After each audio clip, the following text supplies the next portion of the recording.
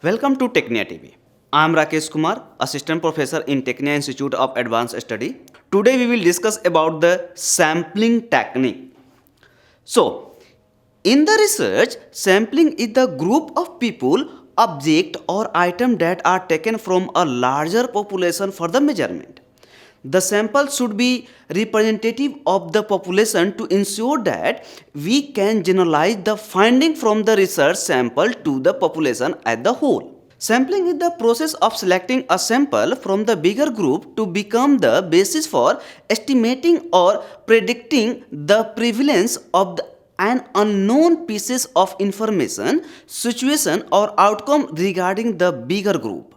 A sample is the subgroup of the population you are interested in. Some examples of the sampling. Suppose you want to estimate the average age of the student in our class. There are two ways to doing this. The first method to contact all students in your class, find out their age, add them and then divided this by the number of students. The second method is to select a few students from the class, ask them their age, add them up and then divided by the number of students you have asked. From this, you can make an estimate of the average age of your class. Similarly, suppose you want to find out the average income of your family living in the city, imagine the amount of efforts and resources required to go the every family in the city find out their income. You could instead select a few families to become the basis of your inquiry and then from what you have find out from the few family, make an estimate of the average income of the family in the city. What is the purpose of the sampling? To draw conclusion about the population from the sampling, we must use interferential practice to enable us to determining the population characteristics by directly observing only a portion of the population. We obtain a sample of the population for many regions as it the usually not practical and must never economical. There would also be a difficulty measuring whole population because first one is the large size of many population.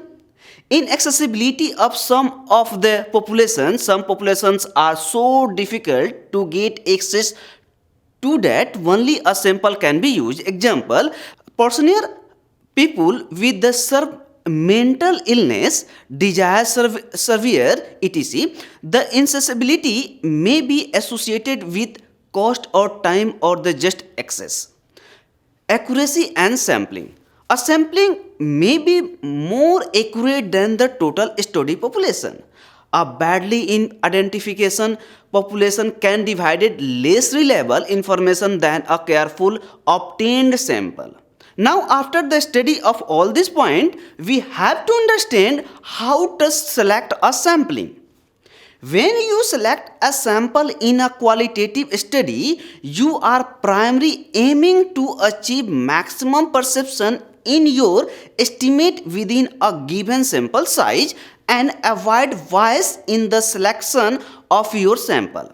Bias in the selection of a sample can occur if sampling is done by a non-random method, that is, if the selection is consequentially or unconsequentially influenced by human choice, the sampling frame, list, index or other population record which serve as the basis of selection does not cover the sampling population accurately and completely. A selection of a sampling population is impossible to find or refuse to cooperate. The sample should represent the population in all the aspects. So the question have is how to draw a sample.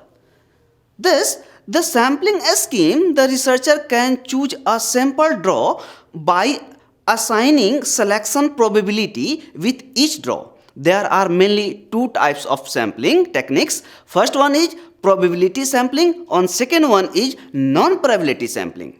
Probability sampling is each sample have a equal probability of being chosen. You can say a probability sampling is one in which each element of the population has a known zero probability of the selection. This method of sampling gives the probability that our sample is representative of a population. There's some examples. There are 500 students in your college. You adopt a method in which all the 500 students of your college have an equal chance to be participated in your study.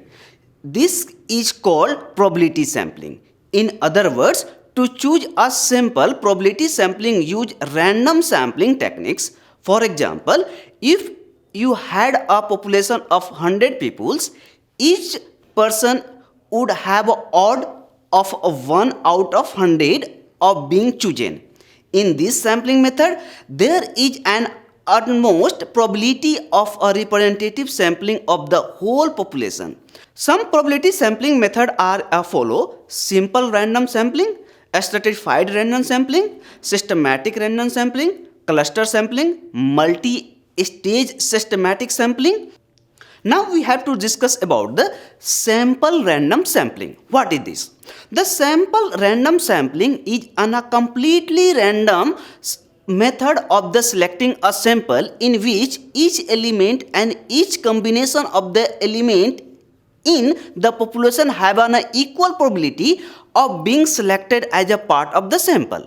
Being one of the simplest form of our random sampling, this method is the fairly way to select a sample, as each number of the population has an equal probability of being selected. Sample random sampling is the best known probability sampling, even though it may not be considered an ideal method of choosing the sample.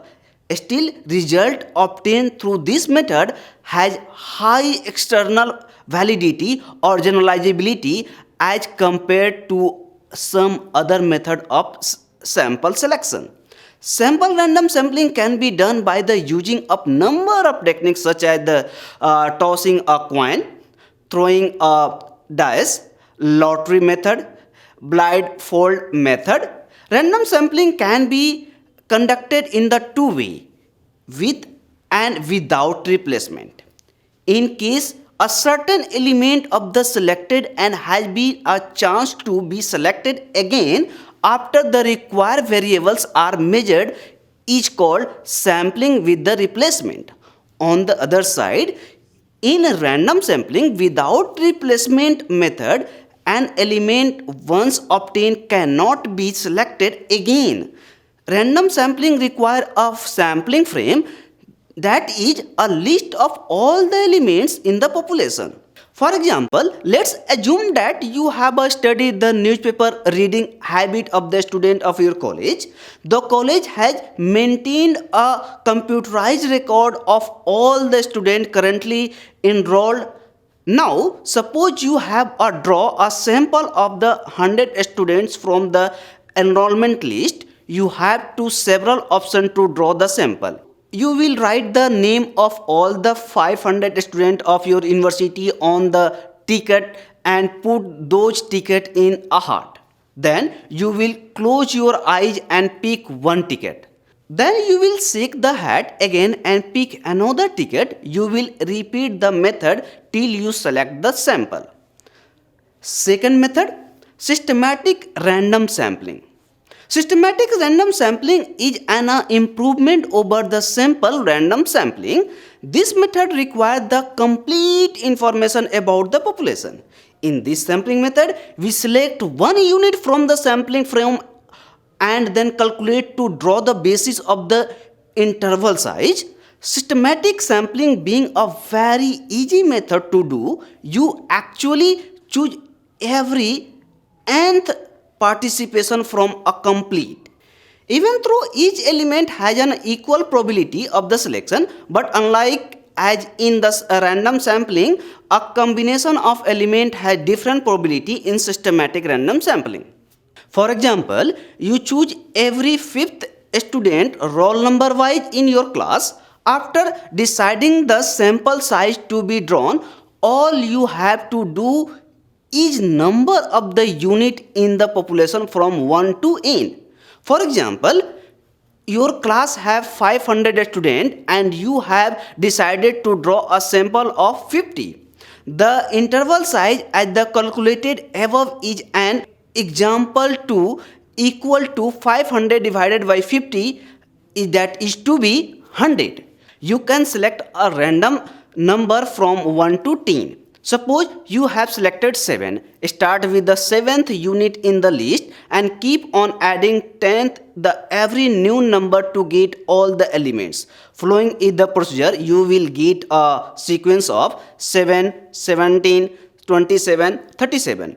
With this method of the sampling, we have to careful to avoid periodicity. This is an unrepresentative sampling because of the interrupted nature of the element. Say TV show that appear on a certain day of the week. So if you were to sample TV show on every seventh day, you would only end up with TV show from the same day of the week.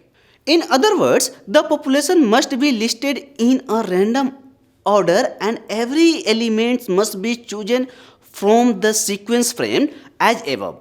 One of the most widely used sample method, systematic random sampling and sample random sample have some error rate if the list of the population is in random order. I hope you understand all these points and this topic. For more video, like and subscribe TechNet TV. Thank you.